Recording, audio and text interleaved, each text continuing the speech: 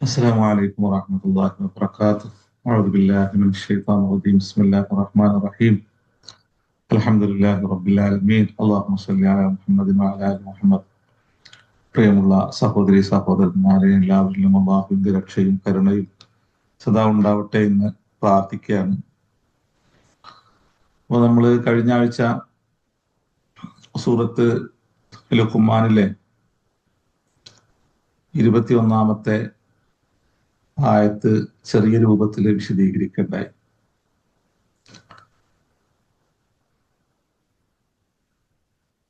ഇരുപത്തിയൊന്നാമത്തെ ആയത്തും അതിൻ്റെ മുകളിലുള്ള ചില വിഷയങ്ങളെയും അള്ളാഹു ഇനിയുള്ള ആയത്തിൽ ചുരുക്കി പറഞ്ഞ് മേൽപ്പറഞ്ഞ വിഷയത്തിന്റെ ഗൗരവത്തെയും മനുഷ്യൻ സ്വീകരിക്കേണ്ട അടിസ്ഥാന സമീപനങ്ങളെ കുറിച്ചും പറയുകയാണ് ഇനി ചെയ്യുന്നത്.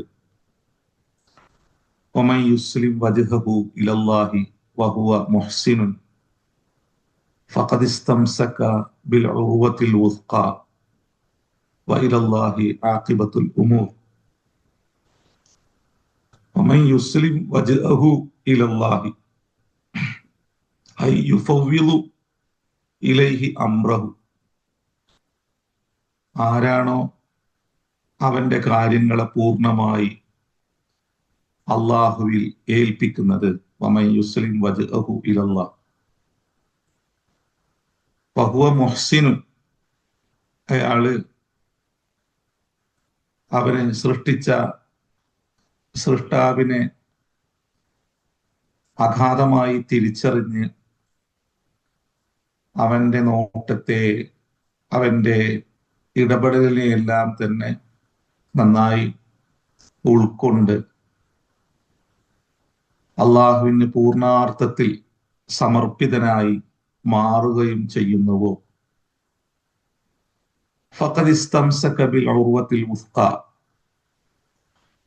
അങ്ങനെ ചെയ്യുന്ന ആളുകള് വളരെ ബലിഷ്ഠമായ ഒരു കരാറിനെ അള്ളാഹുവിന്റെ തേട്ടമനുസരിച്ച് പിടിച്ചവരാണ്.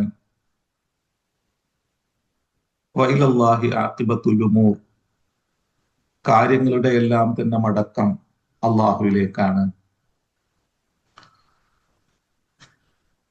ചെറിയൊരു ആയത്താണെങ്കിലും കുറേ കാര്യങ്ങളെ അള്ളാഹു ഇതിൽ പറഞ്ഞു വെക്കുന്നുണ്ട്. അപ്പോ മനുഷ്യര് പൊതുവെ പ്രപഞ്ചനാഥനായ അള്ളാഹുവിന്റെ വിഷയത്തില്, സൃഷ്ടാവായ നാഥന്റെ വിഷയത്തില് അറിവില്ലാതെ തർക്കിക്കുന്നവരാണ്. അവർ പറയുന്ന ഒന്നിനും അവർക്ക് യാതൊരു തെളിവും മുന്നോട്ട് വെക്കാൻ പറ്റുന്ന ഒരു പുസ്തകമോ ചിന്തയോ ഒന്നും തന്നെ ഇല്ലാതെയാണ് അവര് അള്ളാഹുവിന്റെ വിഷയത്തിൽ തർക്കിക്കുന്നത്. അതുപോലെ തന്നെ അത്തരക്കാരോട് നിങ്ങൾ പടച്ചോന് കീഴ്പ്പെടൂ എന്ന് പറഞ്ഞാല് അവര്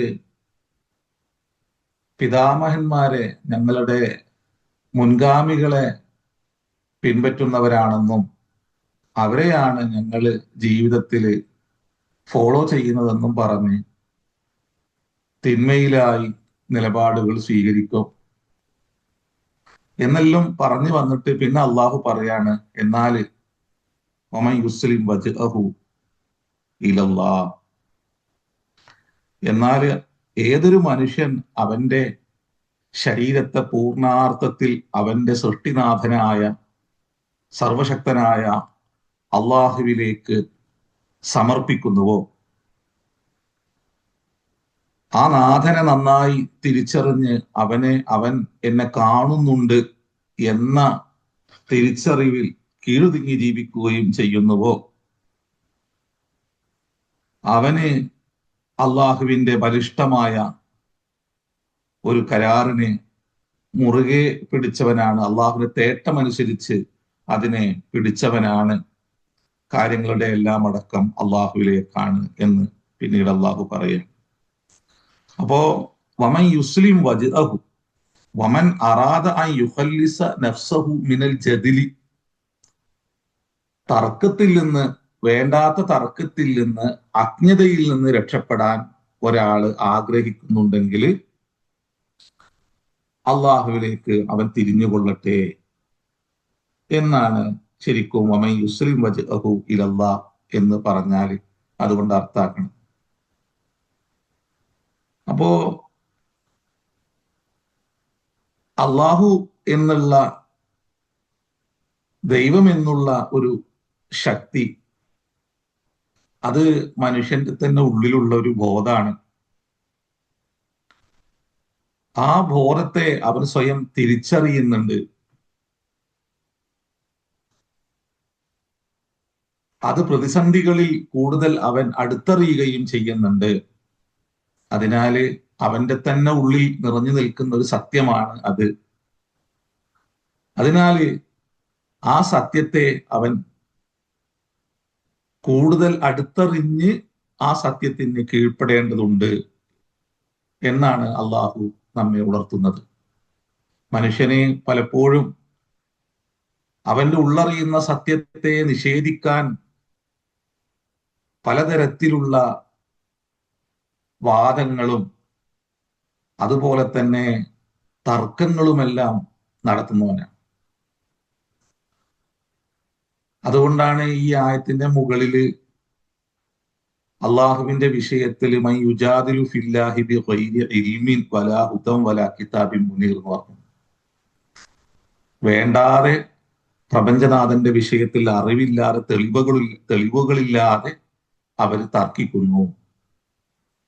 അതോടൊപ്പം തന്നെ അവരുടെ പിതാമഹന്മാരെ അന്ധമായി അവർ അനുവർത്തിക്കുകയും ചെയ്യുന്നു.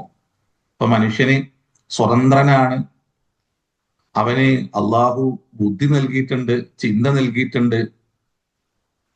അത് വെച്ച് അവന് ഞങ്ങളുടെ പിതാമഹന്മാരെ പിൻപറ്റുന്നു എന്നല്ല പറയേണ്ടത്. അവൻ അള്ളാഹു നൽകിയ ചിന്തയുടെ ആ മഹത്വത്തെ അവന് പ്രകടിപ്പിക്കുകയാണ് വേണ്ടത്. പിതാമഹന്മാരെ പിൻപറ്റുന്നു എന്നല്ല പറയേണ്ടത്. അവൻ സ്വയം ഈ പ്രപഞ്ചത്തിലേക്ക് നോക്കി, ഈ പ്രപഞ്ചത്തിന്റെ സൗന്ദര്യത്തിലേക്ക്, അതിലെ സൃഷ്ടിപ്പിലെ അഗാധതയിലേക്കെല്ലാം തന്നെ വളരെ സൂക്ഷ്മമായി നോക്കി അവന്റെ ചിന്ത കൊണ്ട് അവൻ പ്രപഞ്ചനാഥനായ സ്രഷ്ടാവിനെ തിരിച്ചറിഞ്ഞ് അവൻ പൂർണാർത്ഥത്തിൽ എന്താക്കണം, അവന് ആ ശക്തിക്ക് കീഴൊതുങ്ങുകയും ആ ശക്തിയെ നന്നായി തിരിച്ചറിഞ്ഞ് അവന്റെ മുമ്പിൽ അവൻ വിനയാന്വിതനായി മാറുകയും ചെയ്യണം. അങ്ങനെ ബുദ്ധി ഉപയോഗിക്കുന്ന ഒരു അവസ്ഥാവിശേഷം ഉണ്ടെങ്കിൽ പടച്ചോന്റെ വിഷയത്തിൽ മനുഷ്യൻ തർക്കിക്കൂല. അവന് അള്ളാഹുവിന് കീഴൊതുങ്ങുക തന്നെ ചെയ്യും. എല്ലാത്തിനും ഒരു തെളിച്ചവും വെളിച്ചവും അവനുണ്ടാവും. അവന്റെ മനസ്സും ചിന്തയും എപ്പോഴും ഉണർന്നിരിക്കും. അവന്റെ വാക്കുകൾക്ക് വെളിച്ചമുണ്ടാവും. അവൻ പറയുന്ന കാര്യങ്ങൾ തെളിവിന്റെ അടിസ്ഥാനത്തിലായിരിക്കും, അല്ലെങ്കിൽ ചിന്തയുടെ അടിസ്ഥാനത്തിലായിരിക്കും. അവൻ പറയുന്ന ലോജിക്ക് ഉണ്ടാവും. അല്ലാതെ വെറുതെ ഒന്നുമില്ല എന്ന് പറയുന്ന ഒരവസ്ഥ ഉണ്ടാവില്ല. കാരണം അവനിലേക്ക് അവൻ നോക്കുമ്പോൾ എല്ലാത്തിനും ഒരു സംവിധായകനെ അവൻ ചൂണ്ടിക്കാട്ടുന്നുണ്ട്. ഏതൊന്നിന്റെയും നിർമ്മിതിക്ക് പിറകിൽ ഒരു കരം ആവശ്യമാണ്, ഒരു സ്രഷ്ടാവ് ആവശ്യമാണ്, ഒരു സംവിധായകൻ അനിവാര്യമാണ് എന്ന് അവൻ അറിയുന്നുണ്ട്. അപ്പോൾ ഈ ബലിഷ്ഠമായ പ്രപഞ്ചം അത് വെറുതെ അങ്ങ് സ്വയംഭുവായി ഉണ്ടായതല്ലെന്നും അതൊന്നും വെറുതെ ചലിക്കുന്നതല്ലെന്നും അതിന്റെ കണിശമായ ചലനത്തിന് പിറകിൽ തെറ്റാത്ത പിഴക്കാത്ത അതിന്റെ ചലന വ്യവസ്ഥിതിക്ക് പിറകിൽ ഒരു മഹാശക്തിയുടെ ഇടപെടലുണ്ടെന്നും അതുകൊണ്ട് മാത്രമാണ് തെറ്റാതെ പിഴക്കാതെ ഇതെല്ലാം ഇവിടെ ചലിച്ചുകൊണ്ടിരിക്കുന്നതെന്നും അതിലൂടെയാണ് തനിക്ക് രാവും പകലും ലഭിക്കുന്നതെന്നും തന്റെ ഓരോ കാര്യങ്ങളും ക്രമത്തിൽ തെറ്റാതെ നടക്കുന്നത് അവനറിയാത്ത ഒരു ബലിഷ്ഠമായ നിയമ സംവിധാനം ഇവിടെ ക്രമത്തിൽ നടക്കുന്നത് കൊണ്ടുമാണ് എന്ന തിരിച്ചറിവ് അവനുണ്ടാവും. പിന്നെ അവനിലേക്ക് നോക്കുമ്പോൾ അവനെന്നുള്ളത് പെടുന്നനെ വാനലോകത്തിൽ നിന്ന് പൊട്ടി വീണതോ അല്ലെങ്കിൽ ഭൂമിയിൽ നിന്ന് സ്വയംഭുവായി എഴുന്നേറ്റ് വന്നതോ ഒന്നല്ല. അതിനപ്പുറം അവന് തന്നെ അവനെ അറിയാത്ത ഒരു ലോകം കടന്നുപോയിട്ടുണ്ടെന്നും അവിടെ നെറ്റനേത്രം കൊണ്ട് കാണാൻ കഴിയാത്ത വളരെ മൈന്യൂട്ടായ ഒരു ബിന്ദു, ആ ബിന്ദുവിന്റെ ഉള്ളിൽ ഇന്ന് അവൻ അനുഭവിക്കുന്ന മുഴുവൻ അനുഗ്രഹങ്ങളും നിറച്ചു വെച്ച് സമയബന്ധിതമായി അതിനെ പരിവർത്തിപ്പിച്ച് ഇന്ന് കാണുന്ന ഈ അവസ്ഥയിലേക്ക് അവൻ എത്തപ്പെട്ടതാണെന്നും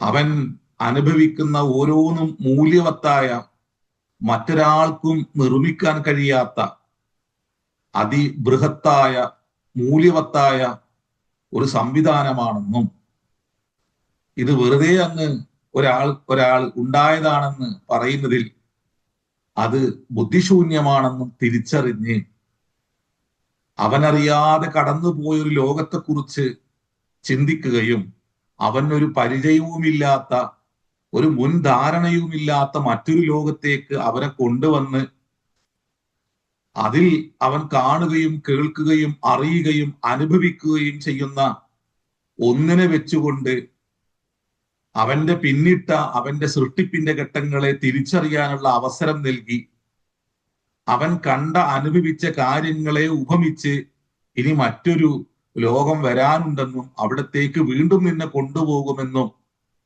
അവനോട് പറഞ്ഞ് അവന്റെ ജീവിതത്തിന് താളവും ദിശാബോധവും സമ്മാനിച്ച സർവശക്തനായ നാഥനെ തിരിച്ചറിഞ്ഞ് അവന് പൂർണാർത്ഥത്തിൽ അവന്റെ ജീവിതത്തെ അവൻ സമർപ്പിക്കും. അമൈ യുസ്ലിം വജ്ഹഹു ഇലല്ലാഹ്, ഇതാണ് അമൈ യുസ്ലിം വജ്ഹഹു ഇലല്ലാഹ് എന്ന് പറഞ്ഞതിന്റെ അർത്ഥം. ഇവിടെ രണ്ടു തരത്തിൽ ഖുർആന് ഈ പ്രയോഗം നടത്തുന്നത് കാണാൻ പറ്റും. ഒന്ന്, ബലാ മൻ അസ്ലമ വജ്ഹഹു ലില്ലാഹി, ആരാണോ അവനെ അള്ളാഹുവുമായിട്ട് ഗാഠമായി ബന്ധിപ്പിക്കുന്നത് എന്ന് പറഞ്ഞു പോകുന്ന സൂറത്ത് ബഖറയിലെ ഒരു ഭാഗം കാണാൻ പറ്റും. ഇവിടെ വമൻ യുസ്ലിം വജ്ഹഹു ഇലല്ലാഹ്, അള്ളാഹുവിലേക്ക് ആരാണോ അവനെ ഏൽപ്പിക്കുന്നത്, അവനെ പൂർണാർത്ഥത്തിൽ അവനെ ഏൽപ്പിക്കുന്നത്. ഇവിടെ ഇലല്ലാ എന്നും ലില്ല എന്നും രണ്ട് പ്രയോഗങ്ങൾ നടത്തുന്നത് കാണാൻ പറ്റും. അപ്പൊ ഈ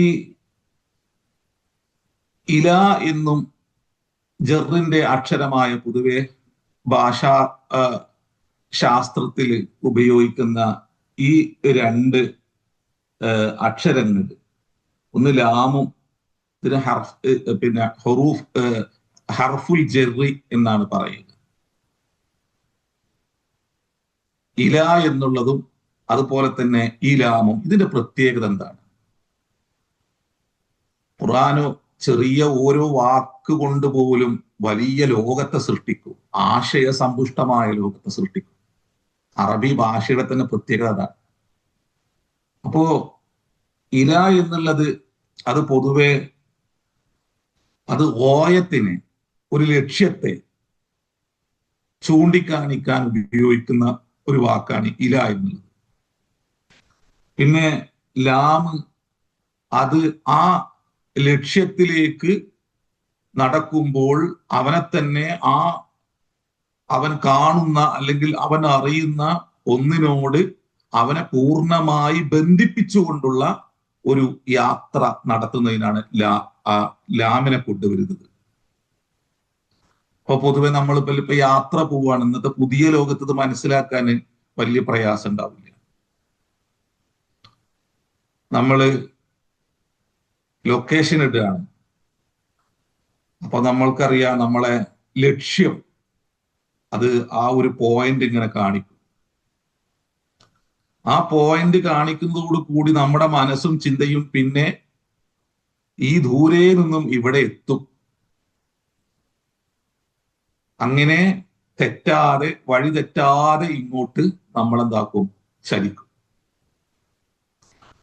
അപ്പോ വമൻ യുസ്ലിം വജ്ഹഹു ഇലല്ലാഹി എന്ന് പറഞ്ഞാൽ ലക്ഷ്യബോധത്തോട് കൂടിയിട്ട് ജീവിതത്തെ അവൻ എന്താക്കണം, അള്ളാഹുവിന് സമർപ്പിക്കണം. അപ്പോ ഒരു ലക്ഷ്യത്തിലേക്ക് എത്താൻ മാർഗം അനിവാര്യമാണ്. മാർഗം വളരെ തുറന്നതായിരിക്കണം. അത് പിഴച്ചതാകരുത്. പിഴച്ചു പോയി കഴിഞ്ഞാൽ അതോടുകൂടി ആ ലക്ഷ്യത്തിൽ നിന്ന് നമ്മളെന്താവും, തെറ്റിപ്പോകും. അപ്പോ തെറ്റാതെയുള്ള, വഴി തെറ്റാതെയുള്ള ഒരു ചലനം ആവശ്യമാണ് എന്നാണ് ഇലല്ല എന്ന് പറഞ്ഞാൽ. വഴി തെറ്റാതെയുള്ള അള്ളാഹുവിലേക്കുള്ള യാത്ര, ലക്ഷ്യബോധത്തോടു കൂടിയുള്ള ഒരു സമർപ്പണം ഒരാൾ നടത്തണം. അപ്പൊ വെറുതല്ല, വഴിയറിയണം, ലക്ഷ്യത്തെക്കുറിച്ച് ബോധമുണ്ടായിരിക്കണം. അള്ളാഹുവാണ് ജീവിത ലക്ഷ്യം. ആ അള്ളാഹുവിലേക്ക് ഹിദായത്തിന്റെ മാർഗം പ്രവാചകന്മാരിൽ നിന്നും സ്വീകരിച്ച് ആ തെറ്റാത്ത വഴിയിലൂടെ അള്ളാഹുവുമായിട്ട് ഹൃദയത്തെ ബന്ധിപ്പിച്ചുകൊണ്ട് യാത്ര ചെയ്യണം. ഇതാണ് ഈ പറഞ്ഞു വെക്കുന്നത്. 2-3 കാര്യങ്ങൾ നമുക്ക് കാണാൻ പറ്റും.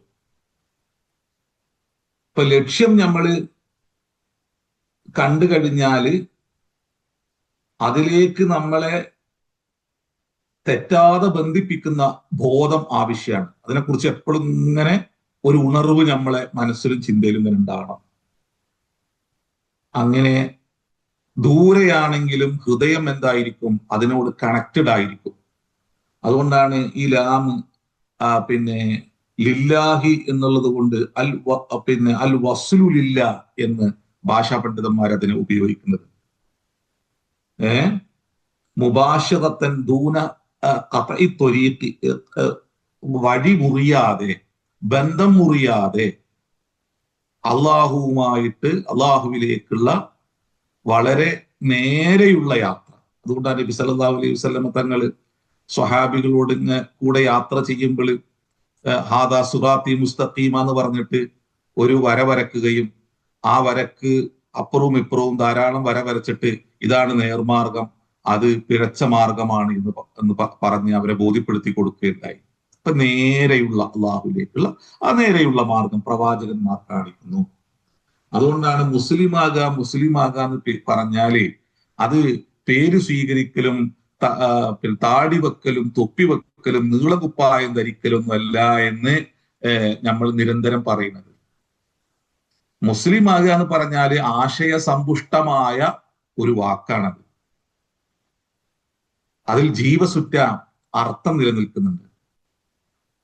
അതിന് രാമനായ മതി, ജോർജായ മതി, അബ്ദുള്ള ആയാലും മതി, പേരെന്ത് പേരായാലും പ്രശ്നമൊന്നുമില്ല. മുസ്ലിം ആകാൻ അങ്ങനെ അറബി പേര് സ്വീകരിക്കേണ്ട ആവശ്യമൊന്നുമില്ല. മുസ്ലിം ആകാൻ എന്ന് പറഞ്ഞാല് അവനെ സൃഷ്ടിച്ച നാഥന് കീഴുതുങ്ങാൻ, അവന് സമർപ്പിതനാകാൻ പേരും കോലൊന്നും ആവശ്യമൊന്നുമില്ല. നമ്മളിതിനു മുമ്പ് പറഞ്ഞിട്ടുണ്ട്. അങ്ങനെ പേരാണ്, ഒരു അറബി പേരാണ് ഒരാളെ മുസ്ലിം, ദൈവത്തിന് കീഴ്പ്പെട്ടവൻ, ദൈവത്തെ അനുസരിച്ചവൻ എന്ന ഗുണത്തിന് അർഹനാക്കുന്നതെങ്കിൽ അന്ത്യദൂതനെ മക്കയിലോ മദീനയിലോ ഒരു ജോലി ഉണ്ടാവില്ലായിരുന്നു. കാരണം പ്രവാചകന്റെ ചുറ്റുമുള്ളവരുടെ പേര് അറബി പേരായിരുന്നു. അവർക്ക് നീണ്ട താടി ഉണ്ടായിരുന്നു, തൊപ്പി ഉണ്ടായിരുന്നു, അതിനടിയിൽ തലപ്പാവ് ധരിച്ചിരുന്നു, നീളൻ വസ്ത്രമുണ്ടായിരുന്നു, അറബി ഭാഷയിൽ സംസാരിച്ചവരായിരുന്നു. പ്രതിസന്ധിയിൽ അവര് അള്ളാഹു എന്ന ഉന്നതമായ വിശുദ്ധമായ നാമം ഉരുവിട്ട് പ്രപഞ്ചനാഥനെ തിരിച്ചറിഞ്ഞവരായിരുന്നു. അവരോടാണ് പരിശുദ്ധ റസൂല് അസ്ലിം, നിങ്ങൾ ദൈവത്തിന് കീഴ്പ്പെടൂ എന്ന് പറഞ്ഞത്. ദൈവ നിയമത്തിന്, ദൈവീക നിർദ്ദേശങ്ങൾക്ക് നിങ്ങൾ കീഴുതുങ്ങൂ എന്ന് പറഞ്ഞത്. അങ്ങനെ ആ വാക്കുകൾ കേട്ട് പ്രവാചകനെ അവരുടെ കൂട്ടത്തിൽ നിന്ന് അനുസരിച്ചവരുടെ പേരും പ്രവാചകന് എതിർപക്ഷത്ത് നിന്നവരുടെ പേരും ഒരുപോലെയുള്ളതായിരുന്നു. കോലവും ഭാഷയുമെല്ലാം ഒരുപോലെയുള്ളതായിരുന്നു. അപ്പൊ അവിടെ മുസ്ലിമാകുക എന്നുള്ളത് പേരുകൊണ്ടോ രൂപം കൊണ്ടോ തിരിച്ചറിയാൻ പറ്റുന്ന ഒന്നായിരുന്നില്ല. അത് വിശുദ്ധമായ ജീവിതം കൊണ്ട് മാത്രം തിരിച്ചറിയുന്ന ഒന്നായിരുന്നു പ്രവാചക സമൂഹത്തിൽ.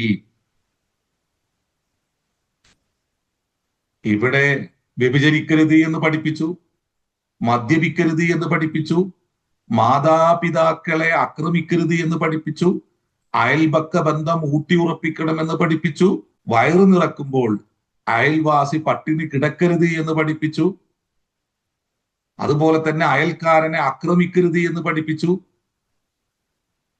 അതുപോലെ ആരെയും വഞ്ചിക്കരുത് എന്ന് പഠിപ്പിച്ചു. അങ്ങനെ തിന്മകളായി എന്തൊക്കെയുണ്ടോ അതൊന്നും അനുഷ്ഠിക്കരുത് എന്നും മൂല്യവത്തായ ധർമാധിഷ്ഠിതമായ ജീവിതം നയിക്കണമെന്നും പഠിപ്പിച്ചു. അപ്പുറം മദ്യഷാപ്പിന്റെ കുടിലുകൾ ധാരാളമായി നടത്തിക്കൊണ്ടു മദ്യലോബികൾ ഉണ്ടായിരുന്നു, മദ്യ കച്ചവടക്കാരുണ്ടായിരുന്നു, വ്യഭിചാര കൂടാരങ്ങൾ നടത്തുന്നവരുണ്ടായിരുന്നു, പലിശ കച്ചവടം നടത്തുന്നവരുണ്ടായിരുന്നു, സ്ത്രീകളെ വിറ്റ് കാശാക്കുന്നവരുണ്ടായിരുന്നു, അവരെ നഗ്നകളാക്കി നൃത്തം ചെയ്യിപ്പിച്ച് അതിലൂടെ സമ്പാദ്യം നേടിയെടുക്കുന്നവരുണ്ടായിരുന്നു. അങ്ങനെ തിന്മകളായി എന്തൊക്കെയുണ്ടോ അതുപോലെ തന്നെ മനുഷ്യർക്കിടയിൽ വിവേചനം കാണിക്കുന്നവരുണ്ടായിരുന്നു. നിറം കൊണ്ടും അതുപോലെ തന്നെ ഇന്ന് പുതിയ ഭാഷയിൽ പറഞ്ഞാൽ ജാതീയമായ വേർതിരിവ് നടത്തുന്നവരുണ്ടായിരുന്നു. മനുഷ്യനെ നിന്ദിക്കുകയും അങ്ങനെ നിന്ദിച്ചു കൊല്ലുന്നവരുണ്ടായിരുന്നു. അവന്റെ അവകാശങ്ങളെ ചീന്തിയെടുക്കുന്നവരുണ്ടായിരുന്നു. അങ്ങനെ മനുഷ്യൻ എന്ന സൃഷ്ടിയുടെ അവന് പടച്ച തമ്പുരാൻ വകവെച്ചു കൊടുത്ത ഉത്കൃഷ്ടമായ ഉന്നതമായ ഒരു അവകാശങ്ങളും വകവെച്ചു കൊടുക്കാത്ത ജാതീയ മേലാളന്മാർ, അത് രക്തത്തിൽ ആ പൈശാചികത നിറഞ്ഞു നിന്നിരുന്ന വൃത്തിഹീനരായ മനുഷ്യർ അന്നും ഉണ്ടായിരുന്നു. മനുഷ്യരെ കൊല്ലുന്നവരുണ്ടായിരുന്നു. അവന്റെ നിറവും അവന്റെ കുലത്തെയും ആക്ഷേപിച്ച് അവനെ കൊല്ലുന്നവരുണ്ടായിരുന്നു. പുതിയ ലോകത്തും അത്തരക്കാരുടെ അനുസ്യൂതമായ ഒരു വിഹാരം നടന്നുകൊണ്ടിരിക്കുകയാണ്. ഇന്നും അവർക്ക് മുമ്പിൽ മനുഷ്യർ നിന്ദ്യരായി, അവഹേളിതരായി അവര് ജീവനൊടുക്കുന്ന കാഴ്ച എന്നും കാണണം. അപ്പോ പ്രവാചകന്റെ എതിർപക്ഷത്ത് പ്രവാചകന്റെ കൂടെയുള്ളവരുടെ അതേ പേരും രൂപവും ഭാഷയും ഉള്ളവരായിരുന്നു. അത് നമ്മെ ബോധ്യപ്പെടുത്തുന്നത്, ആ വസ്തുത നമ്മെ തെര്യപ്പെടുത്തുന്നത് ഭാഷയോ രൂപമോ ഒന്നുമല്ല ഒരാളെ മുസ്ലിം, ദൈവത്തിന് കീഴ്പ്പെട്ടവൻ, ദൈവത്തെ അനുസരിച്ചവൻ എന്ന ഉത്കൃഷ്ടമായ ഗുണത്തിന് അർഹനാക്കുന്നത്. അതിനപ്പുറം അവന്റെ തന്നെ ഉള്ളിലുള്ള, അവന്റെ ഹൃദയം കൊണ്ട് തിരിച്ചറിയുന്ന ജഗന്നിയന്താവായ പ്രപഞ്ചനാഥനായ ഏകമഹാശക്തിയെ യഥാവിധി കീഴ്പ്പെട്ട് അവന്റെ നിയമങ്ങളെ വിശുദ്ധരായ പ്രവാചകന്മാരിലൂടെ തിരിച്ചറിഞ്ഞ് അതിന്റെ പൂർണ്ണതയെ മനുഷ്യ കുടുംബത്തിന് അവതരിപ്പിച്ച അന്ത്യദൂതന്റെ മാർഗത്തെ ഹൃദയത്തോട് ചേർത്ത് പിടിച്ച് മനുഷ്യനായി, മനുഷ്യത്വമുള്ളവനായി, ഭക്തനായി, ധർമാധിഷ്ഠിത ബോധമുള്ളവനായി, നീതിബോധമുള്ളവനായി ജീവിക്കുന്ന, ലക്ഷ്യബോധത്തോടുകൂടി ജീവിതത്തെ കൈകാര്യം ചെയ്യുന്ന ഒരു നല്ല മനുഷ്യനായി മാറണമെന്നുള്ള വലിയ ഒരു ആശയത്തെ, പാഠത്തെ മുന്നോട്ട് വെക്കുകയാണ് വമൻ യുസ്ലിം വജ്ഹഹു ലില്ലാഹി എന്ന് പറയുന്നത്. അപ്പൊ അതിൽ ലക്ഷ്യബോധമുണ്ട്, മാർഗം വ്യക്തമായിരിക്കണം.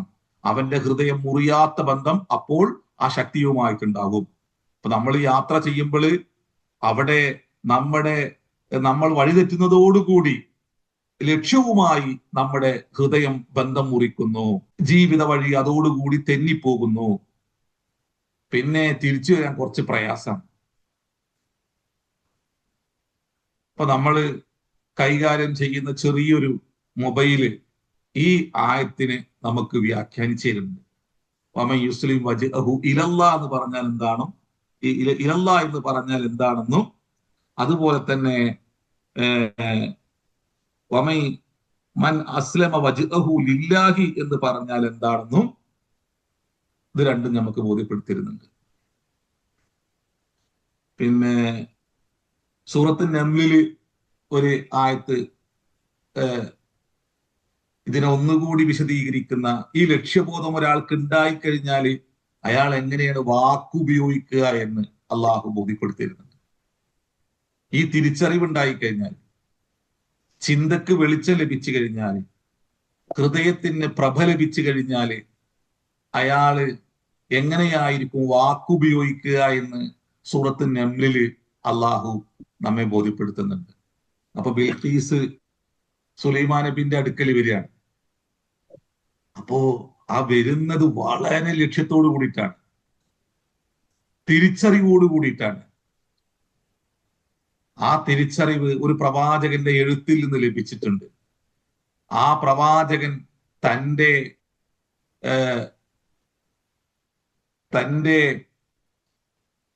ദൂതന്മാരോട് സ്വീകരിച്ച സമീപനത്തിൽ നിന്ന് ബോധ്യപ്പെട്ടിട്ടുണ്ട്.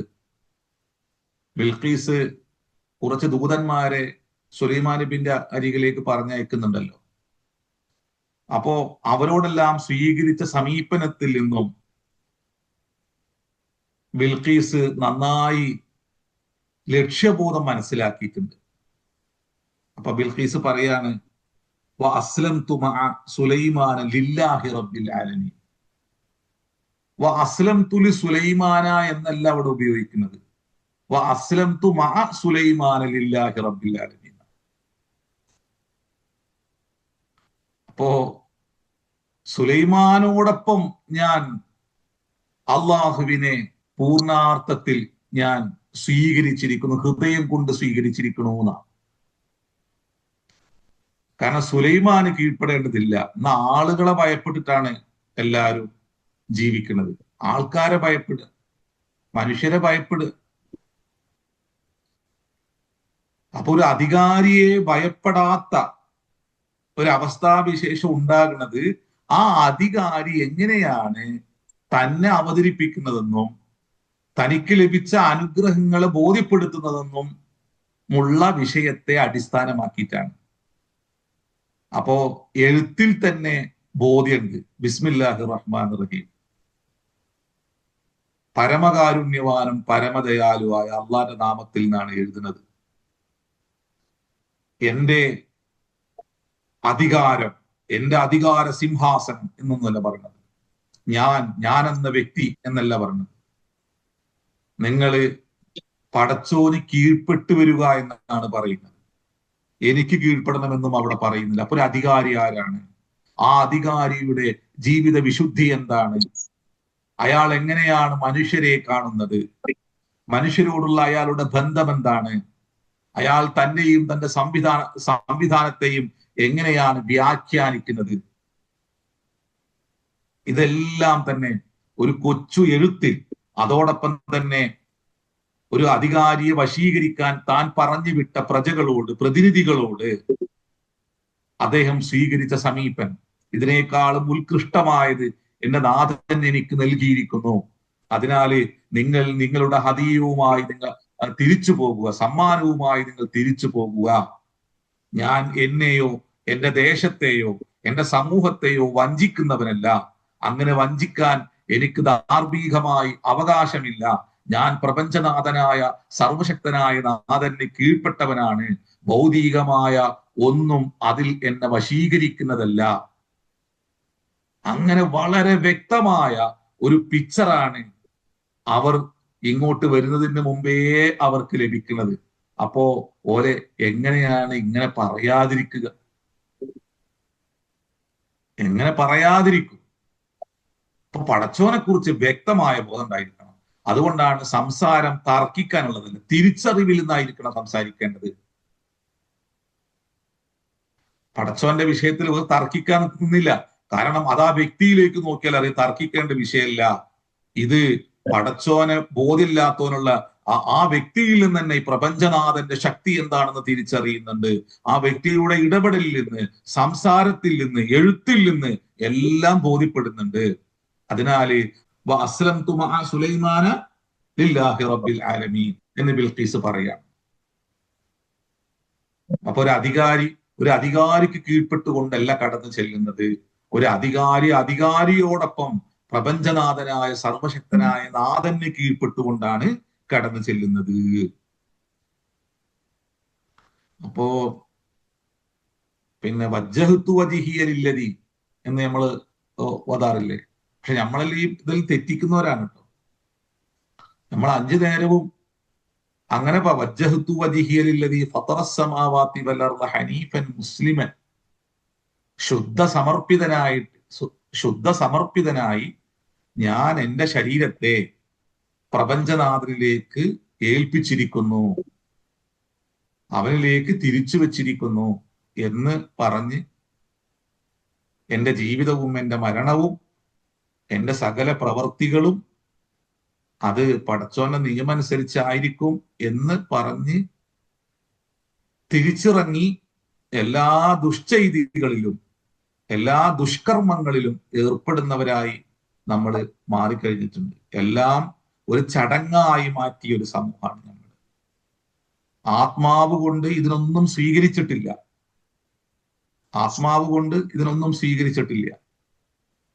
ഒരു പ്രത്യേക മതത്തിന്റെ വാക്താക്കളായി, ഒരു വർഗത്തിന്റെ വാക്താക്കളായി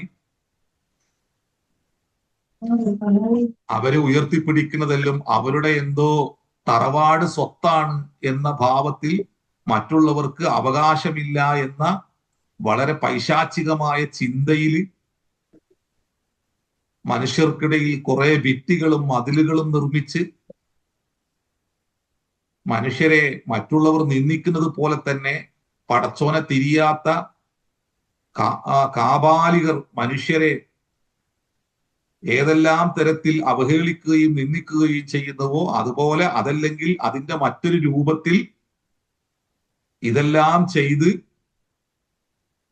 ഈ പ്രവാചകന്മാര് പഠിപ്പിച്ച ഒരു ധാരയിൽ നിന്ന് ഞങ്ങൾ മുസ്ലിങ്ങളാണെന്ന് പറയുന്ന ഒരു അവസ്ഥാവിശേഷം രൂപപ്പെട്ടിട്ടുണ്ട്.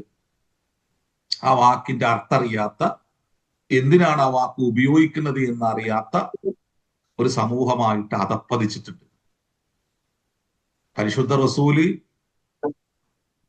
ആ പുണ്യ പ്രവാചകൻ സ്വല്ലല്ലാഹു അലൈഹി വസല്ലം അങ്ങാടിയിലൂടെ നടക്കുകയും പാവപ്പെട്ടവന്റെ കൂടെ ഇരിക്കുകയും പാവപ്പെട്ടവരെ ചേർത്ത് പിടിക്കുകയും അവനെ ആശ്ലേഷിക്കുകയും അവരോടൊപ്പം ജോലികൾ പങ്കിട്ടെടുത്ത് അവരിൽ ഒരുവനായി ജീവിച്ച പ്രവാചകൻ. ആ പ്രവാചകനിൽ നിന്ന് നമ്മിലേക്ക് ആ ദൈവ ദർശനം, ആ ദൈവ വഴികൾ എത്തുമ്പോഴേ നമ്മള് എന്തോ വലിയവരായി ചടഞ്ഞിരിക്കുന്നു, ചമഞ്ഞിരിക്കുന്നു. സാധാരണക്കാരോട് ബന്ധമില്ല, അവന് നമ്മളെ കാണാൻ തന്നെ പേടിയാണ്, നമ്മളടുത്ത് വന്നിരിക്കാൻ പേടിയാണ്. അവന് കേറി വരികയാണെങ്കിൽ തന്നെ നമ്മളുടെ ഭാവമാറ്റം അവന് പ്രകടമാകും.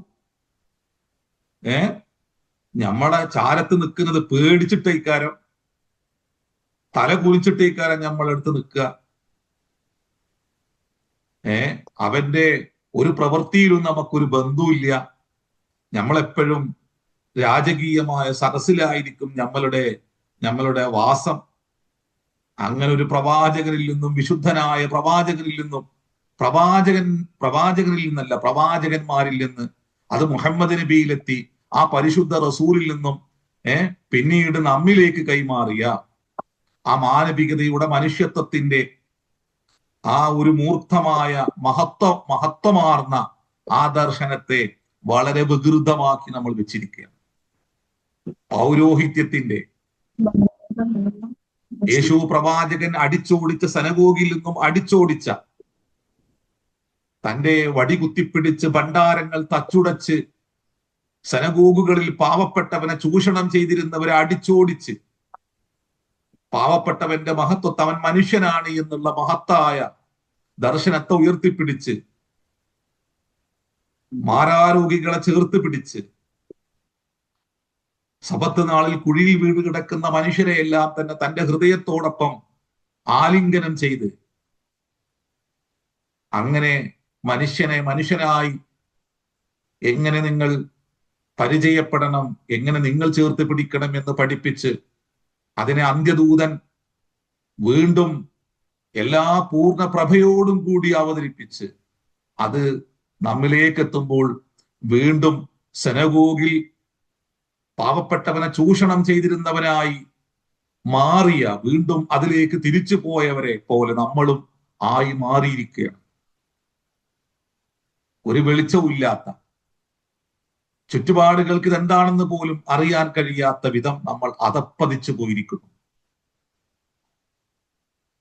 ഇപ്പോ വജ്ജഹ്തു വജ്ഹിയ ലില്ലദീ ഫതറ അസ്സമാവാതി വൽ അർള ഹനീഫൻ മുസ്ലിമൻ വമാ അന മിനൽ മുശ്രിക്കീൻ ഇന്ന സ്വലാത്തി വനുസുക്കി വമഹിയായ വമമാതി ലില്ലാഹി റബ്ബിൽ ആലമീൻ ലാ ശരീക ലഹു വബിദാലിക ഉമിർതു വഅന അവ്വലുൽ മുസ്ലിമീൻ. നമ്മൾ തന്നെ വലിയവരായി ഷിർക്കിന്റെ മഹാകൂടാരം തീർന്നവരാണ്. കിബറന്നെ ഷിർക്കിന്റെ വലിയ വലിയ അടയാളം. കിബർ, അതിന് പ്രതിമകളും അല്ലെങ്കിൽ മറ്റ് വസ്തുക്കളൊന്നും ആവശ്യമൊന്നും ഇല്ല. കിബറന്നെ അഹങ്കാരം തന്നെ ഉണ്ടായാൽ മതി. അഹങ്കാരം അള്ളാഹുവിന്റെ ഉടയാടയാണ്. അൽ കിബ്റു രിദാഇ, കിബർ എന്റെ ഉടയാടയാണെന്ന് അള്ളാഹു പറയുന്നുണ്ട്. അള്ളാഹു അത് അനീതിക്കെതിരെ മാത്രമേ അള്ളാഹു ആ സിഫത്തിനെ ഉപയോഗിക്കുള്ളൂ. നമ്മള് നീതിക്കെതിരെ അതിനെ ഉപയോഗിക്കുന്നവരാണ്. അതാണ് നമ്മളെ പ്രശ്നം. എല്ലാ പ്രശ്നങ്ങളെയും പോലെ അള്ളാഹു കാത്ത് രക്ഷിക്കട്ടെ. അപ്പോ വഹുവ മുഹ്സിനുൻ, അവൻ മുഹ്സിനാകുകയും ചെയ്യുക. മുഹ്സിനാകുക എന്ന് പറഞ്ഞാൽ അള്ളാഹുവുമായിട്ടുള്ള ബന്ധത്തിന്റെ 3 തലങ്ങളുണ്ട്. സൃഷ്ടാവുമായി മനുഷ്യ ബന്ധത്തിന്റെ 3 തലങ്ങൾ. ഒന്ന്, പടച്ചോനെ തിരിച്ചറിയാന്നുള്ളതാണ്. അത് 6 അടിസ്ഥാന കാര്യങ്ങളിലൂടെ തിരിച്ചറിയാന്നുള്ളതാണ്. രണ്ടാമത്തത്, ആ തിരിച്ചറിഞ്ഞു കഴിഞ്ഞാല് അള്ളാഹുവിന് കർമ്മം കൊണ്ട് കീഴ്പ്പെടുക എന്നുള്ളതാണ്. ഒന്നാമത്തതിന് ഈമാൻ എന്ന് പറയും, രണ്ടാമത്തതിന് ഇസ്ലാം എന്ന് പറയും. അള്ളാഹിനെ തിരിച്ചറിയുന്നത്, അള്ളാഹിന്റെ നിയമങ്ങൾ മനസ്സിലാക്കുന്നത് 6 അടിസ്ഥാന കാര്യങ്ങളിലൂടെയാണ്. ആ 6 അടിസ്ഥാന കാര്യങ്ങൾ ബോധ്യപ്പെട്ട് കഴിഞ്ഞാൽ സ്വാഭാവികമായിട്ട് 5 കർമ്മങ്ങൾ അനുഷ്ഠിക്കും. അത് നിത്യജീവിതത്തിൽ അതിങ്ങനെ മാറി മറിഞ്ഞുകൊണ്ടിരിക്കും. അത് അതിന്റെ പൂർണ്ണ ഭാവത്തിലാണെങ്കിൽ, പൂർണ്ണ അറിവോടും വെളിച്ചത്തോടും കൂടിയിട്ടാണെങ്കിൽ അയാൾ ഇഹ്സാൻ എന്ന മറ്റൊരു തലത്തിലേക്ക് ഉയരും. അപ്പൊ ഇഹ്സാൻ യാ റസൂലല്ലാഹ്, എന്താണ് ഇഹ്സാൻ? അൻ തഅബുദല്ലാഹ കഅന്നക തറാഹു, പടച്ചോനെ കീഴ്പ്പെടണം, പടച്ചോനെ ഞാൻ കാണുന്നുണ്ട് എന്ന അവസ്ഥയിൽ നിന്നിട്ട്. ഫൈലം തകുൻ തറാഹു, നീ അവനെ കാണുന്നില്ലെങ്കിലും ഫഇന്നഹു യറാക്, അവൻ നിന്നെ കാണുന്നുണ്ട്. അപ്പോ ലാ തുദ്രികുൽ അബ്സാറു വഹുവ യുദ്രികുൽ അബ്സാറ, ഒരു കണ്ണിനും അവനെ കാണാൻ പറ്റില്ല, പക്ഷെ അവൻ എല്ലാത്തിനെയും കാണുന്നു. അപ്പൊ അള്ളാഹുവിന്റെ സിഫത്തിനെ മനുഷ്യന്റെ സിഫത്തുമായിട്ട് ഒരു തരത്തിലും അതിനെ വ്യാഖ്യാനിക്കാനോ അതിനെ ചിത്രീകരിക്കാനോ പറ്റൂല, ഉപമിക്കാനോ പറ്റൂല. അത് മനുഷ്യ ചിന്തക്കപ്പുറം നിൽക്കുന്ന വ്യാഖ്യാനങ്ങൾക്കപ്പുറം നിൽക്കുന്ന ഒരു മൂർത്തമായ അവസ്ഥയാണ്. എന്നാൽ അവൻ ഈ പ്രപഞ്ചത്തിലേക്ക് നോക്കിയിട്ട് അതിനെയെല്ലാം തന്നെ മനസ്സിലാക്കാൻ പറ്റും. ചെറിയ രൂപത്തിൽ അതിനെ തിരിച്ചറിയാൻ പറ്റും. അപ്പോ മുഹ്സിനാകുക എന്ന് പറഞ്ഞാല് അള്ളാനെ, സ്രഷ്ടാവിനെ, അവന്റെ സംവിധായകനെ അവനിലൂടെ, പ്രപഞ്ചത്തിലൂടെ മനസ്സിലാക്കിയിട്ട് അവൻ എന്നെ കാണുന്നുണ്ട് എന്ന രൂപേനെ അവന് കീഴൊതുങ്ങുക. ഒരു ക്യാമറക്ക് മുമ്പിൽ എങ്ങനെയാണോ നമ്മൾ നിൽക്കുന്നത്, നാം നടന്നു പോകുന്ന ഇടങ്ങളിൽ, നാം കാർ ഓടിച്ചു പോകുമ്പോൾ നമ്മള് ഒരു ക്യാമറ കണ്ടാല്, സ്പീഡ് ക്യാമറ കണ്ടാല്, സിഗ്നൽ ക്യാമറ കണ്ടു കഴിഞ്ഞാല് ഏത് രൂപത്തിലാണോ, എവിടെയോ ഇരുന്ന് ആരൊക്കെയോ എന്നെ വീക്ഷിച്ചു കൊണ്ടിരിക്കുന്നുണ്ട് എന്ന ബോധത്തിൽ എങ്ങനെ നമ്മള് നല്ല മനുഷ്യനായി അത്തരം ഇടങ്ങളിൽ നമ്മൾ മാറുന്നുവോ, ഇതുപോലെ നമ്മൾ എന്താക്കണം, അള്ളാന്റെ ക്യാമറയെ കുറിച്ച് പൂർണ്ണ ബോധത്തിൽ നമ്മൾ എന്താക്കണം, നിൽക്കണം. എന്നിലേക്ക് എന്റെ നാഥന്റെ ദൃഷ്ടിയെ അവൻ തിരിച്ചു വെച്ചിരിക്കുന്നു. അള്ളാഹു മുഹീത്തും ബിൽ ഇബാദ്, അള്ളാഹു ബസീറും ബിൽ ഇബാദ്. അള്ളാഹു കാണുന്നതാണ് പറഞ്ഞത്. വളരെ ഗാഠമായി പടച്ചോനെ തിരിച്ചറിയുന്ന ഒരു അവസ്ഥാവിശേഷം. അത് അള്ളാഹുവിലേക്കുള്ള മനുഷ്യന്റെ യാത്രയിലെ മൂന്നാമത്തെ ഒരു അവസ്ഥാവിശേഷമാണ്. ഇഹ്സാനുള്ളവനാകുക, മുഹ്സിനാകുക. പിന്നെ ഫഖദിസ്തംസക ബിൽ ഉർവത്തിൽ വുസ്ഖ, ഫഖദിസ്തംസക ബിൽ ഉർവത്തിൽ വുസ്ഖ. ഇപ്പൊ എന്താണ് അത്തരം ആളുകൾ? ഫഖദിസ്തംസക, ഇസ്തംസക എന്നല്ല, പിന്നെ അതിൽ തൊലബുണ്ട് എന്നാണ്. അതുകൊണ്ടാണ് നമ്മൾ അർത്ഥം പറഞ്ഞപ്പോ അങ്ങനെ പറഞ്ഞു പോയത്. അള്ളാഹിന്റെ കൽപ്പനയനുസരിച്ച് അതിനെ പിടിക്കുക. അപ്പൊ ഇസ്തംസക്ക എന്ന് പറഞ്ഞാല് തൊലബ ഐ എംസിക്ക, അതിനെ പിടിക്കാൻ അള്ളാഹുവിൽ നിന്ന് തേട്ടം കൂടി ഉണ്ട്. അള്ളാഹു അത് ആവശ്യപ്പെടുന്നു. അതുകൊണ്ടാണ് ഇസ്തംസക്ക എന്നുള്ള വാക്ക് ഇവിടെ ഉപയോഗിച്ചത്. അള്ളാഹുവിൽ നിന്നുള്ള തേട്ടം ഉണ്ടാവുമ്പോൾ ആ പിടുത്തത്തിന് കുറച്ചുകൂടി എന്തുണ്ടാവും? ശക്തി ഉണ്ടാവും. ഉറുവത്ത് എന്ന് പറഞ്ഞാല് വാസ്തവത്തില് ഈ കൂജ, കപ്പ്, ഇതിന്മേലുള്ള ആ കയ്യിനാണ് ശരിക്കും ഉറുവത്ത് എന്ന് പറയുക അറബിയിൽ. ഉസ്ക എന്ന് പറഞ്ഞാല് പറഞ്ഞു പോരാത്ത ബലിഷ്ഠമായ, ഉറച്ച, അതിന്റെ മേനിയുമായി ചേർന്ന് നിൽക്കുന്ന ഒന്ന്. അപ്പോ കയ്യിനാണ്, പിടിക്കുന്ന ആ കയ്യിനാണ് ഉറുവത്ത് എന്ന് പറയും. ശരി, തണുത്ത ഒന്ന് കൊടുക്കുമ്പോൾ കൈയുള്ള ഒരു സാധനം ആവശ്യമില്ല. അപ്പൊ നമ്മളും അത് ശീലിക്കുന്നവരാണ്.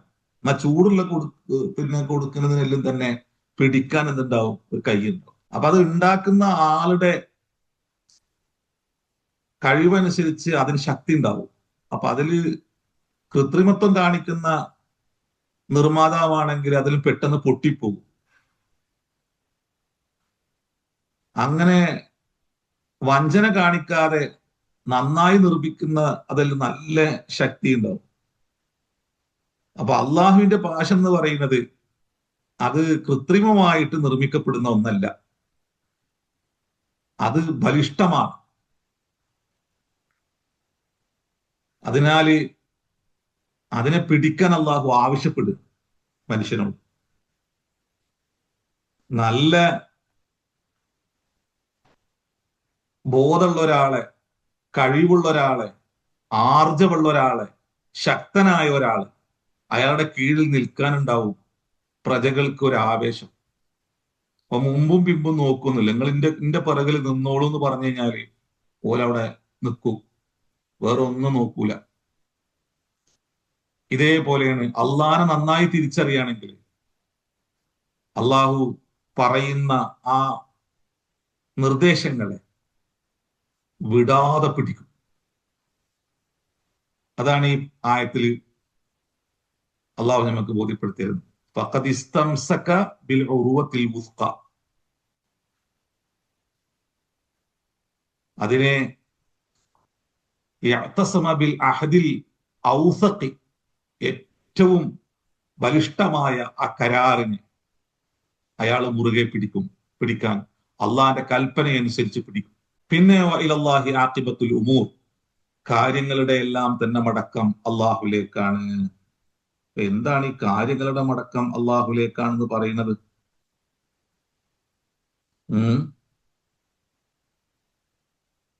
അള്ളാഹു നമ്മളെ വെറുതെ അങ്ങ് സൃഷ്ടിച്ച് പറഞ്ഞയച്ചതാണ് എന്ന് വിചാരിക്കേണ്ടതില്ല. അള്ളാഹു ഏതൊന്നും നിർമ്മിക്കുമ്പോൾ അതിനെ നിർമ്മിക്കുക മാത്രമല്ല, ആ നിർമ്മാണത്തിന് ശേഷം അത് എങ്ങനെ ഉപയോഗിക്കണം എന്നുള്ള മാർഗരേഖ കൂടി മുമ്പിൽ വെച്ചിട്ടാണ് പടച്ചോൻ നമ്മളെ ഈ രൂപത്തിൽ ഉണ്ടാക്കിയിട്ടുള്ളത്.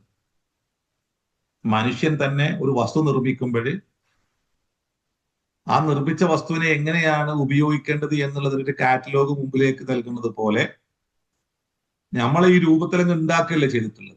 അതിനപ്പുറം ഇനി ഇതിനെങ്ങനെയാണ് ഉപയോഗപ്പെടുത്തേണ്ടത്, ഇതിനെങ്ങനെയാണ് കൈകാര്യം ചെയ്യേണ്ടത് എന്നുള്ളതിനുള്ളൊരു മാർഗരേഖ കൂടി അള്ളാഹു മുമ്പിൽ വെച്ചിട്ടുണ്ട്. അതാണ് പ്രവാചകന്മാരിലൂടെ സമയാസമയം നൽകി മുഹമ്മദ് റസൂലുള്ളയിലൂടെ അതിന് പൂർണ്ണത വരുത്തിയത് സല്ലല്ലാഹു അലൈഹി വസല്ലം. അപ്പോ അതിനനുസരിച്ച് ഇക്കാര്യം കാര്യങ്ങളെ എന്താക്കുക, അള്ളാഹു വിധി പറയുക, വിധി എഴുതുക. അപ്പൊ കാര്യങ്ങളുടെ എല്ലാം തന്നെ മടക്കം അള്ളാഹുലേക്കാണ്. അള്ളാഹു ഒന്നും വിട്ടേച്ചു പോകൂല. അള്ളാഹു ഒന്നിനെയും നിസാരമായിട്ട് അതിനെ കാണൂല. അള്ളാഹുവിന് സന്താനങ്ങളോ ഭാര്യയോ ഇല്ലാത്തത് കൊണ്ട് തന്നെ അവന്റെ നീതിബോധത്തിൽ അണുമണിത്തൂക്കം അനീതി ഉണ്ടാവില്ല. ഭാര്യയും മക്കളും ഉണ്ടാവുമ്പോഴാണ് അനീതി ഉണ്ടാകുക. അതുകൊണ്ടാണ് നിങ്ങള് പിന്നെ അള്ളാഹ്ക്ക് മക്കളുണ്ട് എന്ന് പറയരുത് എന്ന് അള്ളാഹു പറഞ്ഞത്. അതുകൊണ്ടാണ് സ്വാഹിബത്തം വലത, അള്ളാഹ്ക്ക് ഭാര്യയോ മക്കളോ ഇല്ല. അങ്ങനെ ഉണ്ട് എന്ന് പറഞ്ഞ അള്ളാഹിന്റെ നീതിബോധത്തില് നമ്മൾ എന്താക്കുകയാണ്, ന്യൂനത ചാർത്തുകയാണ് ചെയ്യാന്നുള്ളതാണ്. അള്ളാഹിന്റെ നീതിബോധത്തിൽ ന്യൂനത ഉണ്ടാവില്ല. അതുകൊണ്ടാണ് യേശു പടച്ചോന്റെ കുട്ടിയാണെന്ന് പറയുന്നത് വല്ലാത്ത പാതകമായിട്ട് മാറുന്നത്. അള്ളാഹുവിന്റെ നീതിബോധത്തെ നിന്ദിക്കുന്നതിന് തുല്യമാണ് മക്കളുണ്ട് എന്ന് പറയുന്നത്. കാരണം മക്കളുള്ള ആൾക്കാർ എന്താ ചെയ്യുക, മക്കള് തെറ്റ് ചെയ്തു കഴിഞ്ഞാല് ആ തെറ്റിനെ ന്യായീകരിക്കാൻ വേണ്ടി നിൽക്കും. ഭാര്യമാര് തെറ്റ് ചെയ്തു കഴിഞ്ഞാല് ആ ഭാര്യന്റെ തെറ്റിനെ എങ്ങനെയെങ്കിലും ന്യായീകരിച്ച് വെളുപ്പിക്കാൻ വേണ്ടി ശ്രമിക്കും. അപ്പോ അത്തരത്തിലുള്ള മനുഷ്യന്റെ ദുർബലതയെ, അന്യായത്തെ പ്രപഞ്ചനാഥനായ അള്ളാഹുവിൽ ചാർത്തുക എന്നുള്ളത് അത് അള്ളാഹു ആദിലാണ് എന്നുള്ള അള്ളാഹിന്റെ സിഫത്തിനെ നിന്ദിക്കുന്നതിന് തുല്യമാണ്. അതുകൊണ്ടാണ് അഖീദയുടെ പണ്ഡിതന്മാര് ഉലൂഹിയത്തും റുബൂബിയത്തിലുമുള്ള തിരിച്ചറിവ് മാത്രമല്ല, അള്ളാഹുവിന്റെ അസ്മാ സിഫാത്തിലുള്ള നാമഗുണങ്ങളിലുള്ള അറിവ് കൂടി മനുഷ്യനക്ക് ഉണ്ടാകണം എന്ന് പഠിപ്പിക്കുന്നത് കൊണ്ടാണ്. നാമഗുണങ്ങളിലുള്ള അറിവ് ഉണ്ടായിരിക്കണം എന്ന് പഠിപ്പിക്കുന്നത് കൊണ്ടാണ്. അപ്പൊ മക്കളുണ്ട് എന്ന് പറഞ്ഞത് വലിയ പാതകമാകുന്നത് അവിടെയാണ്. സുബ്ഹാനഹു, അവൻ എത്ര വിശുദ്ധനാണ്. അമ്മ യുശ്രികൂൻ, സുബ്ഹാനഹു അമ്മാ യസിഫൂൻ എന്നല്ലേ ഖുർആൻ പറഞ്ഞത് കൊണ്ടാണ്. കാരണം അള്ളാഹിന്റെ നീതിബോധത്തെ ചോദ്യം ചെയ്യുന്നതിന് തുല്യാണ്. അള്ളാഹു അവന്റെ അടിമകൾക്കിടയിൽ ഒരു തരത്തിലുള്ള അനീതിയും കാണിക്കൂല, പക്ഷപാതിത്വവും കാണിക്കൂല. മനുഷ്യൻ എന്ന സൃഷ്ടിയോട് സമതുല്യമായി അള്ളാഹു പെരുമാറും. അപ്പോ കാര്യങ്ങളുടെ എല്ലാം തന്നെ മടക്കം അള്ളാഹുലേക്കാണ്. അതിനാൽ സൂക്ഷിച്ച് നിങ്ങൾ ജീവിച്ചോളിട്ടോ എന്നാണ് പറഞ്ഞത്. എല്ലാത്തിനും അതിന്റെ കണക്കനുസരിച്ച് അളന്ന് തിട്ടപ്പെടുത്തി ഒരു അനീതിയും കാണിക്കാതെ, ഒരു അക്രമവും കാണിക്കാതെ അള്ളാഹു മനുഷ്യർക്ക് മുകളിൽ വിധി പറയും. അള്ളാഹു നമ്മളെല്ലാം അനുഗ്രഹിക്കട്ടെ. അള്ളാഹു നമ്മളെ പാപങ്ങൾ അള്ളാഹു പുറത്തിരട്ടെ. നമ്മളെ പറഞ്ഞു പോകുന്ന വാക്കുകളിൽ വരികളിലും തെറ്റുണ്ടെങ്കിൽ അള്ളാഹു നമ്മൾക്ക് മാപ്പ് നൽകട്ടെ. അള്ളാഹു നമ്മുടെ ഹൃദയത്തിനും ചിന്തക്കല്ലും വെളിച്ചവും വിശാലതയും അള്ളാഹു പകർന്നു നൽകട്ടെ. വാഹൃദാവാന അൽഹംദുലില്ലാഹി റബ്ബിൽ ആലമീൻ. അസ്സലാമു അലൈക്കും.